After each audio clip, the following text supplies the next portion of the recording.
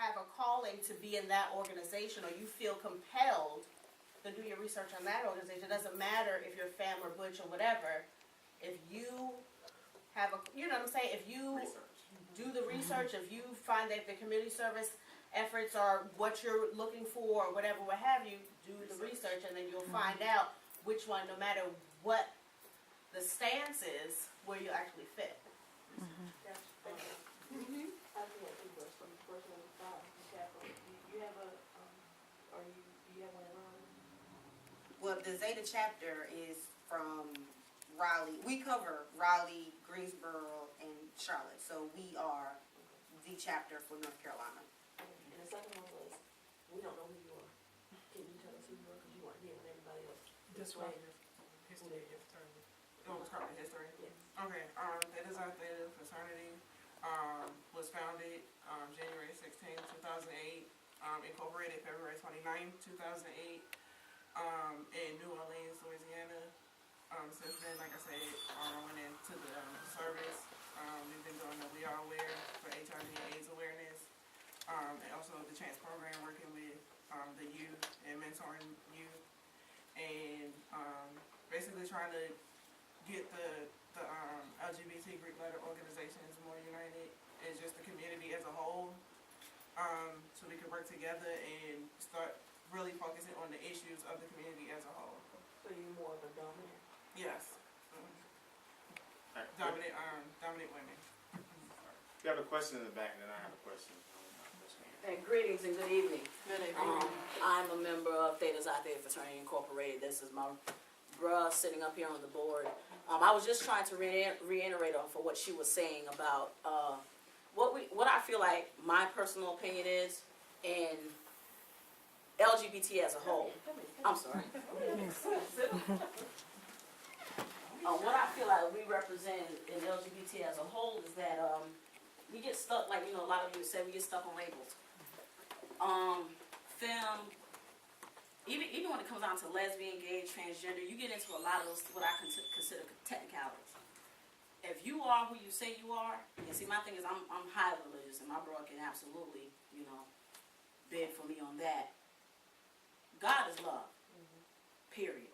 He's love. If you find that that's your home, that's where you are, where you can let your head down, where you're comfortable, where if I, in a moment's time, am crying, and then I'm just suddenly happy, or vice versa, someone that's there to comfort me. And I feel like even in us being in this room, we all represent that, whether we be gay, whether we're lesbian, whether we're dominant, stud, whatever the case may be. We should all be able to lean on one another, even as orgs. Even as I feel like, you know, here I got many Zeta Phi Beta, and I appreciate you being here, absolutely. Friends that they wanted me to play Zeta Phi Beta, it just was not in me. Because of my past experiences, because of things I've done. My family has been full-fledged on AKA all day long, until the day they die. But that's not where I wanted to be. My thing was I didn't really want to be in a feminine setting, because then it came down to my technicalities. The wearing of dresses, this, that, and other. I don't own a dress. I don't own one piece of feminine clothing. So that's by preference. It all comes down to where you're comfortable, what you like, and who you are. And I feel like our struggle sometimes, and what we've come to obtain these organizations, is that our struggle is in finding and identifying who we are. You know, a lot, you know, no disrespect to you, a lot, even dealing with heterosexuals, their thing is we're confused. We're not confused, we're just that sure, we're that confident. And I feel that if we're not, we need to be.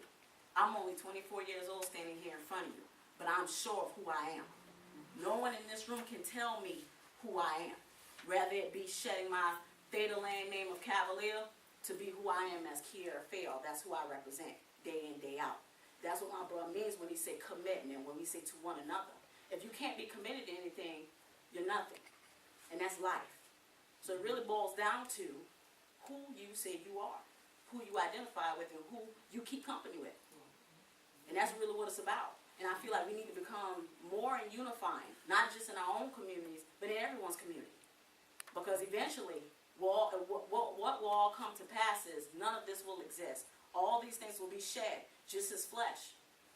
And all we will identify is that we are in love. We love one another. That's all that matters.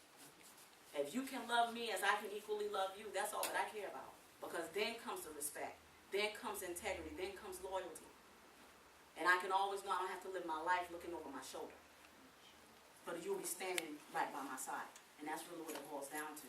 And I feel like she explained that, quite, all of us, many of you explained that quite well. I did have a question though, because really that's what I was getting at with, Zeta Phi Beta, any other organization. I feel like there's times, yes, you says it's of the ignorance, that's why we gain knowledge. It's of the ignorance of other individuals. But realize, those individuals represent you, whether you like it or not.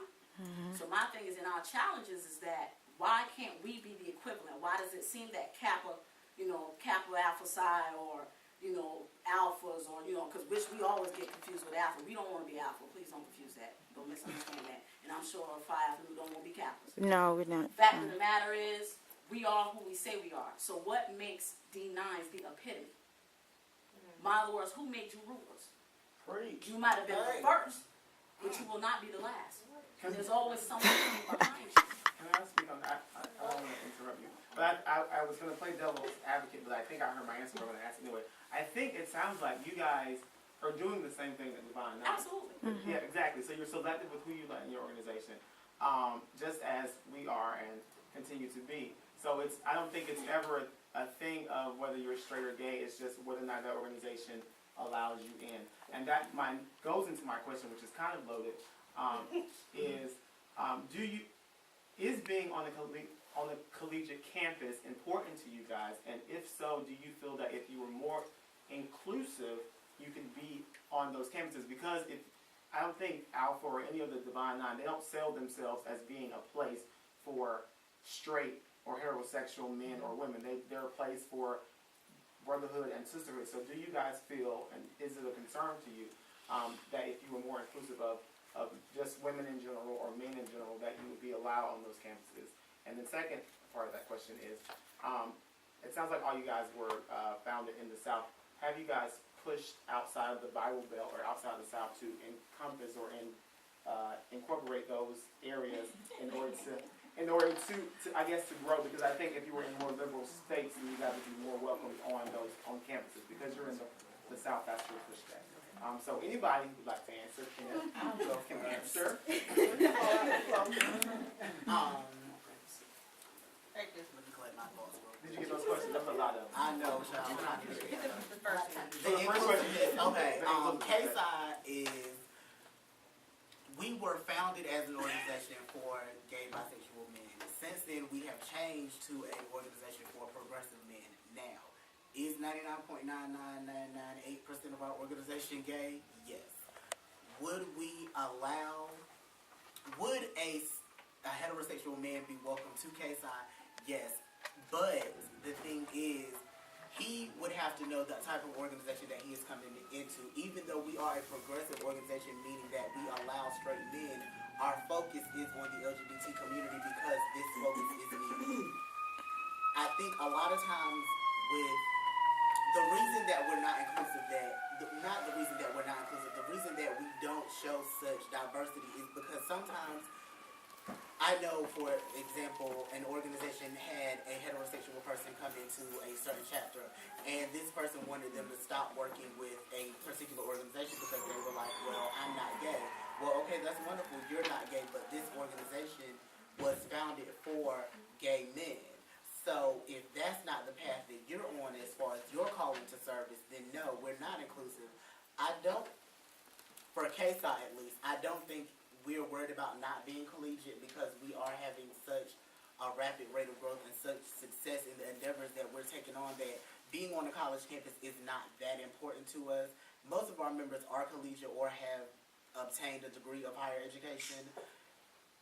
To me, I feel like the reason that we're not collegiate and the reason that most LGBT Greeks aren't necessarily thinking about, oh, well, we have to be collegiate is because we know that there's a generation before us where being gay and being in a Greek organization simply was not going to happen. This generation, it may be more accepting, but my father's generation, wasn't going to happen. Period, point blank. No questions asked. So there's a generation out there that still may be looking for this experience, and if we close our doors to them, we're losing a lot of wisdom.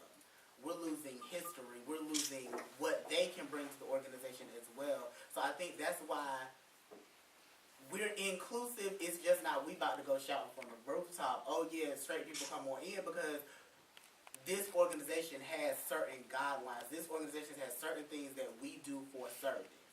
And if those guidelines don't run sync with your spirit, then this isn't for you. Now, what was the other question? I forgot. Oh yeah, have we moved out of the Bible Belt? Yeah. I can speak for KSI. I can speak for TK5. We have moved out of the Bible Belt.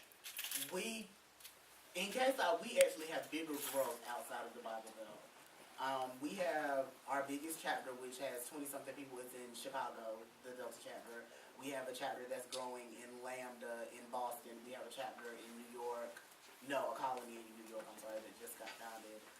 But a chapter in New Jersey as well as Philadelphia that are our bigger chapters. And also the new chapter here in Raleigh, North Carolina, as well as the Upsilon chapter in New Orleans. So we have moved out of the Bible Belt, and even there, like everybody in Lambda is college age. And even there, they're not thinking about it. It never crossed their mind, oh, let me take KSI to Dartmouth.